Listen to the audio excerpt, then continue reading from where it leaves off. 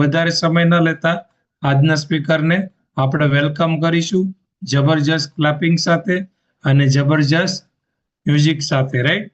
Yes, તો yes, આજે આપણા અમેઝિંગ સ્પીકરને આપણે કરીશું invite, senior wellness coach Dinesh sir Ginoya. Yes sir, welcome.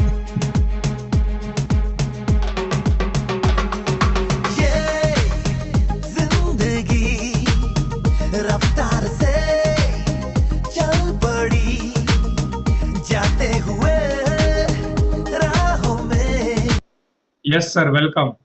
Yes, thank you sir. જોરદાર સરે સરસ મજાના બધા રિઝલ્ટ શેર કરાવ્યા.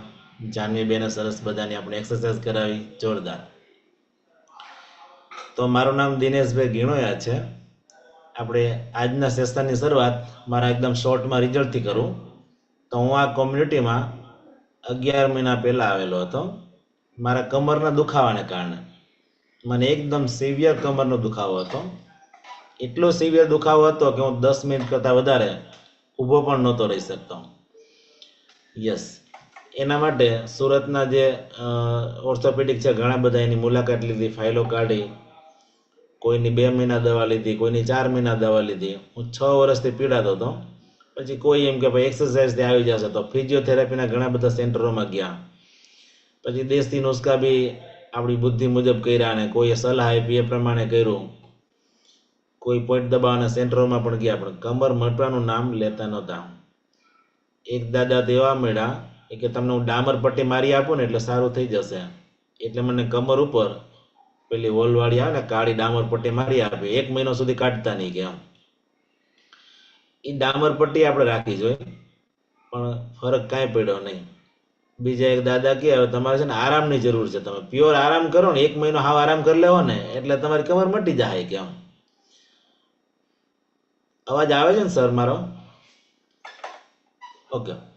તો 1 મહિનો મેં પ્યોર આરામ કર્યો. મારા બેડ પાસે જમવાનું આવી જતું હતું, મજાની લાઈફ હતી. આરામ કરવાની કઈ કોને મજા ન આવે. પણ 1 મહિનામાં કમર તો ન મટી, પણ 5 કિલો વજન વધાર્યો. હા, ત્યાર પછી મને મારા કોચ મળ્યા અને એને કીધું કે આપણી જીવનશૈલીમાં જ્યાં સુધી બદલાવ ન થાય ને ત્યાં સુધી કોઈ પણ રોગ આપણા મટે નહીં. એટલે મારી જીવનશૈલીમાં બદલાવ કર્યો. સવારમાં જે હું ચા ને ભાખરી લેતો હતો એ બંધ કરાવી અને મને રાણી જેવી ચા અને જેવો નાસ્તો આપ્યો અને સાથે સાથે જીવનમાં બદલાવ કર્યો. અમેઝિંગ રિઝલ્ટ આવ્યું. 2.5 મહિનામાં જ મારો કમરનો દુખાવો બિલકુલ મટી ગયો. અત્યારે સવારે 5 વાગ્યાથી લઈને 11 વાગ્યા સુધી ફૂલ એનર્જીમાં કામ કરીએ છીએ. યસ, અને સાથે સાથે બોનસમાં રિઝલ્ટ મળ્યા. મારું 14 કિલો જેટલું ફેટ લોસ થયું છે. કમર જે 36ની હતી એના બદલે 32ની થઈ ગઈ. સ્કિનમાં જોરદાર રિઝલ્ટ મળ્યું. મારા ગળા પાસે જે નાના નાના મસા હતા એ બધા ઉગડી ગયા. એટલે અમેઝિંગ રિઝલ્ટ આવ્યું, જોરદાર. યસ, તો હવે જઈએ આપણા મેઇન ટોપિક ઉપર. આજનો ટોપિક છે સુગર, એટલે કે ડાયાબિટીસ. આપણે ત્યાં જનરલી બધા સુગર કહેતા હોય. તો આજે આપણે ઘણી બધી એવી માહિતી જોશું અને જેનાથી આપણે ડીપમાં ડાયાબિટીસ વિશે, સુગર વિશે આપણામાં અવેરનેસ આવે, રાઈટ? તો જ્યારે પણ આપણે ખોરાક ખાઈએ છીએ ને, એ ખોરાકની અંદર જ્યારે આપણે કાર્બોહાઈડ્રેટની માત્રા વધારે હોય ને, કાર્બોહાઈડ્રેટ આપણે શેમાંથી મળવાની? તો કે અનાજમાંથી, લોટ અને લોટવાળી વસ્તુમાંથી, પ્લસ આપણે ફ્રૂટમાંથી, પ્લસ ખાંડમાંથી, આ બધામાંથી આપણને કાર્બ મળે. તો જ્યારે ડાયટમાં આપણે લઈએ ને ત્યારે એની અંદર રહેલો જે ગ્લુકોઝ છે ને એ આપણા લોહીની અંદર ભળે, જેથી લોહીમાં ગ્લુકોઝની માત્રા વધે છે. હવે આપણા શરીરના દરેક સેલને કામ કરવા માટે, એની અંદરની એનર્જી માટે ગ્લુકોઝની જરૂર હોય. ગ્લુકોઝ વગર આપણા શરીરના કોઈ પણ કોષ કામ જ ન કરી શકતા હોય. તો આજનો વિષય છે ને બધા માટે એકદમ ખાસ છે. ખાસ બધા સાંભળજો. ઘરના દરેક સભ્યોને આજે ક્લાસમાં બેસાડજો. કારણ કે ડાયાબિટીસની જે અવેરનેસ છે ને એ જો ઘરના દરેક મેમ્બરને આવશે ને તો ડેફિનેટલી આખા ઘરનું જે એટમોસ્ફિયર છે ને એ ચેન્જ થશે, રાઈટ? તો ડાયાબિટીસમાં આપણે જોઈએ કે આપણે ડાયટની અંદર ગ્લુકોઝની માત્રા લીધી છે અને આ ગ્લુકોઝને સેલની અંદર એન્ટર થવા માટે ઇન્સ્યુલિનની જરૂર પડે. વિધાઉટ ઇન્સ્યુલિન તમે ગ્લુકોઝને અંદર એન્ટર કરી જ નહીં શકો, રાઈટ? માનો કે આ મારો હાથ છે, હાથને મેં ઊંચો લીધો, બરાબર? તો ઊંચો કરવા માટે હાથના બધા જ કોષને એનર્જીની જરૂર પડી. તો આ જે એનર્જી આપણને કોણ આપશે? તો કે ઇન્સ્યુલિન છે ને એ એની પાસે એની ચાવી છે. કોષની અંદર ગ્લુકોઝને દાખલ કરવાની આ ચાવી છે ને ઇન્સ્યુલિન પાસે છે. જો તમારી પાસે પર્યાપ્ત માત્રામાં ઇન્સ્યુલિન નથી તો કોષની અંદર ગ્લુકોઝ એન્ટર જ નહીં થાય. અને તમારા શરીરની અંદર જ્યારે ગ્લુકોઝ એન્ટર નહીં થાય તો શું થાય? કોષ છે ને થાકેલા રહેશે. એટલે કે વધારાનું જે સુગર છે ને એ બહારના લોહીની અંદર પ્લસ દેખાશે. આ પ્લસ દેખાશે ને એને જ આપણે આજે શું કહીએ છીએ? ડાયાબિટીસ કહીએ અથવા સુગર કહીએ છીએ, રાઈટ? તો આપણને દરેક લોકોને ખબર છે કે ફાસ્ટિંગમાં જનરલી આપણે જ્યારે ભૂખા હોય ત્યારે જનરલી આપણે 80 થી 120 સુગર રહેતું હોય. અને એના પછીનું આપણું PP2BS જે છે ને સુગર એ જનરલી 125 થી 175 સુધી દરેક લોકોનું નોર્મલી રહેતું હોય. તો જ્યારે આ સુગર લેવલ પ્લસ આવે એટલે કે ડૉક્ટર તમને શું કહેશે કે ભાઈ તમારું સુગર પ્લસ આવ્યું છે અને તમારો એક રિપોર્ટ કરવાનો છે. તો એ જે શું છે? SbA1c એટલે કે 3 મહિનાનો એવરેજ રિપોર્ટ એ પહેલાં કરશે. એટલે કે 3 મહિનામાં 3 મહિનાનો ટોટલ એવરેજ રિપોર્ટ ઉપરથી એને ખબર પડશે કે તમે ડાયાબિટીક છો કે નહીં. બની શકે કે અત્યારે મારું સુગર છે ને 200 આવ્યું છે, તો એ કે શું કામ આવ્યું છે? તો કે મેં કંઈક પેંડો ખાધો છે, અથવા તો મીઠાઈ ખાધી છે, અથવા તો પીઝા ખાધા છે. તો મેં એવો કંઈક ખોરાક લીધો છે જેને લીધે આપણું સુગર વધારે આવ્યું હોય. તો એના ઉપરથી ડૉક્ટર એવું તમને ક્યારેય ન કહી શકે કે તમે ભાઈ ડાયાબિટીસ છે. તો એના માટે શું કરે? આ એવરેજ રિપોર્ટ ચેક કરે. અને જો 3 મહિનાનો એવરેજ રિપોર્ટ એ તમારો 5.7 થી 5.7 થી વધારે આવે ને તો એવું કહે કે હવે તમને ડાયાબિટીસમાં આવી ગયા છો, બરાબર? એટલે 5.7 થી 6.4 ની વચ્ચે એનો જે રેશિયો રહે ને તો એ તમે પ્રી ડાયાબિટીક છે એવું કહેવાય. અને જો 6.4 કરતાં પણ જો પ્લસ થયો એ રેશિયો તો તમે ફૂલ્લી ડાયાબિટીક છો એવું કહેવાય, રાઈટ? તો આવી રીતે આપણું ડાયાબિટીસ છે ને એ ડાયગ્નોસ થતું હોય છે. અને લોહીની અંદર જે આપણી સુગર કે ડાયાબિટીસ જેને આપણે કહીએ છીએ ને એની માત્રા પ્લસ થઈ જાય એવું કહેવાય. હવે તમને ખબર પડી કે લોહીની અંદર સુગરની માત્રા કેટલી હોય છે. તો ઘણીવાર આપણને એવું લાગતું હોય કે મેં એક પેંડો ખાવાથી શું ફરક પડે? કદાચ એકાદી મેં થોડીક મીઠાઈ ખાઈ લીધી તો શું ફરક પડે? કોઈ ફ્રેન્ડે આપણને કેડબરીનો ટુકડો આપ્યો ને એકાદો ટુકડો ખાઈ લીધો, અથવા તો પીઝાનું એકાદું બટકું ખાઈ લીધું તો આમાં શું થઈ ગયા? કેમ કે ડાયાબિટીસ વાળા હોય ને એને મોટા ભાગે ખૂણે ખાચરે કંઈક ને કંઈક વધારે ખાતા હોય. નહીં તરત એની ડીશમાં આજુબાજુ વાળા કંઈ જોઈ ન જાય. કેમ? તો સુગર વાળા જોઈએ ને ક્રેવિંગ વધારે થાય, બરાબર ને? સુગર ખાવાનું એને મન થાય. એટલે સુગર વાળી વસ્તુ મળે ને એટલે એને એમ થાય કે જાણે એને જન્નત મળી ગઈ. હા મજા આવી ગઈ. તો એ જન્નત માટે શું હોય? એકલાય ખાવા માટે તૈયાર હોય અને એકલાય જે પ્રોગ્રામ કરવા માટે તૈયાર હોય. કેમ કે હારે જો કોઈને બેસે તો સગાવાલા એને ખાવા ન દે. અને જો ઘરેથી એકવાર ખાવાની મનાઈ હોય અને વળી બહારમાં આજુબાજુ વાળા તને તો સુગર છે ને એટલે તારે ત્યાં નથી લેવાનું એમ. એટલે બહાર આજુબાજુ વાળાને ખબર ન પડે ને એવી રીતના એ ખૂણે ખાજરે ખાતા હોય અને હંમેશા એકલા એ વધારે ખાય. અને એની તમે ડીશ તમે જુઓ ને તો એમાં થોડા સ્વીટના બટકા હોય. પ્રસંગમાં જાય ને ત્યારે રબડીના 2 વાટકા, બરાબર? દાળ ન લે કે ભાઈ આજ દાળ નથી ખાવી, માન મોકો મળ્યો છે ઝપેટી લે એમ, રાઈટ? કેમ?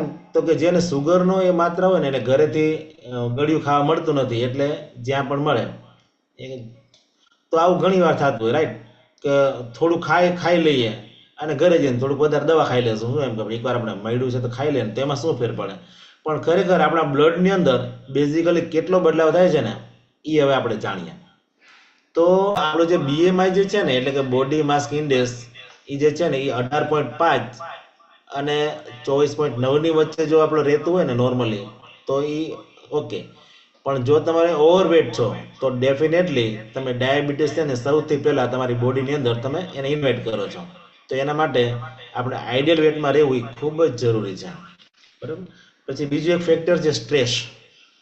એટલે કે જો આપણે આપણી લાઈફની અંદર વધારે પડતો સ્ટ્રેસ રહેતા હોય, એન્ઝાયટી રહેતી હોય, ફિયર રહેતો હોય, એટલે કે વધારે આપણે ડિપ્રેશનમાં રહેતા હોય અથવા તો એકલવાયુ આપણે જીવન જીવતા હોય, ઓવર થિંકિંગ જો કરતા હોય તો આ બધી જ વસ્તુ છે ને એ આપણે ઇન્સ્યુલિન ઉપર અસર કરે. એટલે કે તમને ઇન્સ્યુલિન રેઝિસ્ટન્સ કરે, ઇન્સ્યુલિન ઘટાડે. તો એના માટે સૌથી પહેલાં તો આપણે શું કરવું જોઈએ? સૌથી વધારે મેડિટેશન કરવું જોઈએ અથવા તો યોગા કરવા જોઈએ. અને આપણી જે આ કોમ્યુનિટી છે ને એની સાથે આપણે સંપર્કમાં રહેવાનું અને કનેક્ટ રોજ થવાનું. તો જ્યાં તમે આ કોમ્યુનિટીના માધ્યમથી તમે વધારે ને વધારે તમારા સ્ટ્રેસને છે ને એ રિમૂવ કરી શકો. અને આવો હેલ્ધી જે પરિવાર આપણને મળે છે ને એનાથી આપણો જે આવો હેપી પરિવાર મળે છે ને એનાથી આપણે ડેફિનેટલી આપણને એમાં હેલ્પ કરે છે. રાઈટ. બીજી ચોથી વસ્તુ છે આપણું ડાયટ. તો તમારા ડાયટ છે ને એને પ્રોપર બેલેન્સ ફોર્મમાં બનાવો. બેલેન્સ ફોર્મમાં જો તમારું ડાયટ હશે ને એટલે કે સંતુલિત જો તમારો આહાર હશે ને તો તમને બેનિફિટ સારો થશે. એટલે હંમેશા તમારો જે ડાયટ છે ને એને પૂરતા પ્રમાણમાં ફાઈબર વાળું હોવું જોઈએ. આપણે ફાઈબર મેક્સિમમ. તો ફાઈબર આપણને શેમાંથી મળે? સલાડમાંથી. રાઈટ. તો બપોરે જ્યારે તમે જમો છો રોટી સબ્જી એ ખાલી જો લ્યો છો ને તેના કરતાં બેટર છે કે રોટી સબ્જી જમતા પહેલા તમે સલાડ લ્યો અને પછી રોટી સબ્જી ખાઓ. તો તમારી જે રોટી સબ્જીની અંદર રહેલું સુગર છે ને એ ધીમે ધીમે કંટ્રોલમાં રહેશે અને ધીમે ધીમે યુઝ થશે, એક સાથે નહીં વપરાય. પણ જો તમારા ડાયટની અંદર તમે ફાઈબર નથી લેતા તો સુગર છે ને એ બહુ સ્પીડમાં વપરાશે અને જેટલી વાર સુગર સ્પીડમાં વારંવાર વપરાશે ને એટલી વાર સુગર આવવાની શક્યતા વધારે છે. બીજી પાંચમી વસ્તુ છે કે વારંવાર ખાવાની આપણી હેબિટ. તો આ હેબિટ જે છે ને એને આપણે બંધ કરવી પડશે, સ્ટોપ કરવી પડશે. કેમ કે તમારા શરીરમાં જેટલી વાર તમે કંઈ ફૂડ નાખશો ને, કંઈ ખાશો ને, તો એટલી વાર તમારા શરીરની અંદર ઇન્સ્યુલિન બનશે. અને વારંવાર જો તમે ઇન્સ્યુલિન બનાવશો ને તો તમારું ઇન્સ્યુલિન રેઝિસ્ટન્સ આવશે, એટલે કે ઇન્સ્યુલિનની ક્યારેક ક્યારેક કમી આવશે અને ફરીથી ડાયાબિટીસને તમે ઇન્વાઇટ કરશો. રાઈટ. જો કંઈક ને કંઈક વસ્તુ મોઢામાં નાખવાની હેબિટ છે ને તો આ હેબિટ ન હોવી જોઈએ. કેમ કે માનો કે એક ચોકલેટ જે મોઢામાં આપણે નાખીએ છીએ ને તો ફરી તમારું ઇન્સ્યુલિન સિક્રેશન થયું.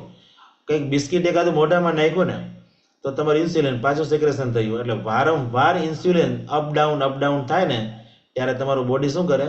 એમાં ઇન્સ્યુલિન રેઝિસ્ટન્સ આવતું હોય. અને અમુક લોકોને તો પાન માવા ગુટકા ને આખો દિવસ ચાવવાની ટેવ હોય. તો એ જેટલી વાર કંઈ ને કંઈ ચાવે છે ને એ આપણા શરીર માટે ખૂબ નુકસાનકારક છે. તો એ બંધ કરી દેવી જોઈએ. જો એક પણ વસ્તુ ઉપર આપણે બદલાવ કરવો પડશે. ખોરાક હંમેશા એક પ્રોપર સેટ કરવાનો, ટાઈમ ટુ ટાઈમ લેવાનો, બરાબર. અને જેથી કરીને ખોરાકનું જે પાચન છે ને, એનું જે ડાયજેશન છે ને, એનું જે મેટાબોલિઝમ છે ને એ સારી રીતે થાય અને એ ખોરાકને આપણે સારી રીતે યુઝ કરી શકીએ. રાઈટ.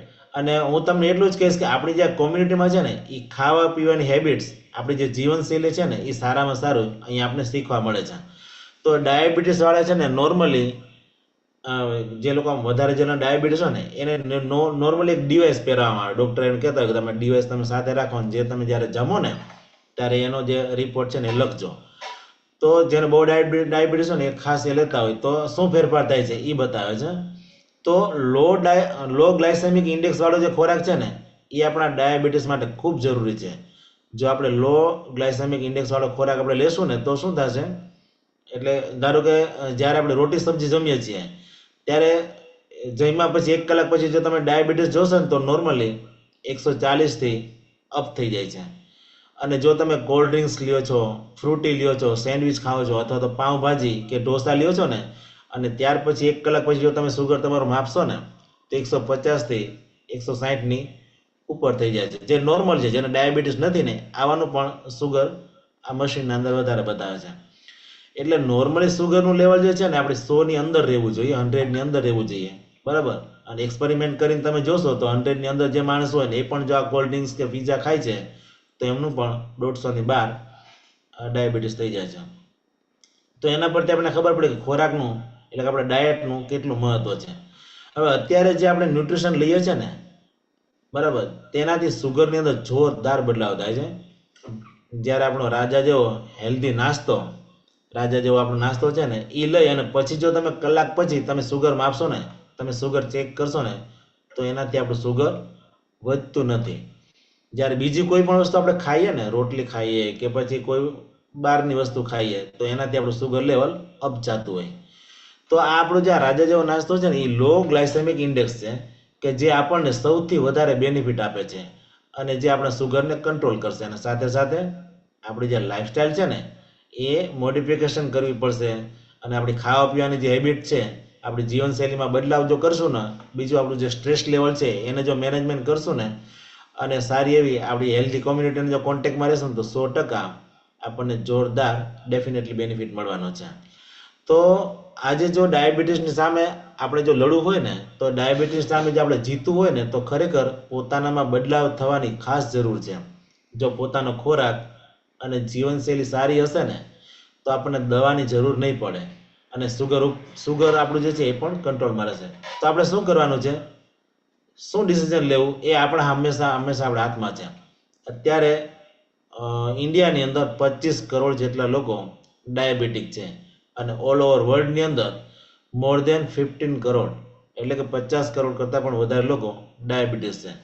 અને દરેક લોકો એ શું છે, ઓબ્વિયસલી એની જે પ્રાયોરિટી છે ને દરેક એને આપવી જોઈએ. ડાયાબિટીસ સામે દરેક લોકોએ અત્યારે એક લડત ચલાવવી જોઈએ, બરાબર.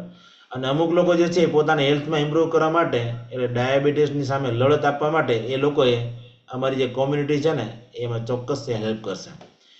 તો આપણે સુગરની દવા બંધ કરવામાં અને આપણે જીવનશૈલીમાં બદલાવ કરવામાં આપણી આ કોમ્યુનિટી છે ખૂબ જ ઉપયોગીતા છે. યસ, તો લાસ્ટમાં હું એટલું જ કહીશ કે આવા જે સેશનના માધ્યમથી આપણે જે શીખ્યા હોય આપણે એ છે ને આપણા જીવનની અંદર એપ્લાય કરવાનું છે, આપણે એક્શનમાં લાવવાનું છે. જો આપણે એપ્લાય નહીં કરશું, ખાલી નોટમાં લખી રાખશું અથવા તો મગજમાં લખી રાખશું, તેનો આપણે કોઈ બેનિફિટ થશે નહીં. એટલે ખાસ આપણે બદલાવ કરવો જોઈએ. આપણે બદલાવ કરવાની શરત કરવી જોઈએ, કે એક્શનમાં લેવું જોઈએ, બરાબર, રાઈટ. તો હવે આપણે બધા અર્જુનની જેમ આપણે ગાંડી ઉપાડીને અધર્મની સામે લડવાનું છે, એટલે કે રોગની સામે, આપણે ડાયાબિટીસની સામે આપણે જીતવાનું છે. યસ, તો thank you so much. Back to master of ceremony. Wow, great. Yes, તો સર માટે જબરજસ્ત ક્લેપ આપણે કરીશું કે મસ્ત મજાના હેલ્થની માહિતી આપી. સરસ, વેરી ગુડ. તો thank you so much sir કે મસ્ત મજાનું અહીંયાથી પોતે પોતાનું હાર્ટ શેર કર્યું.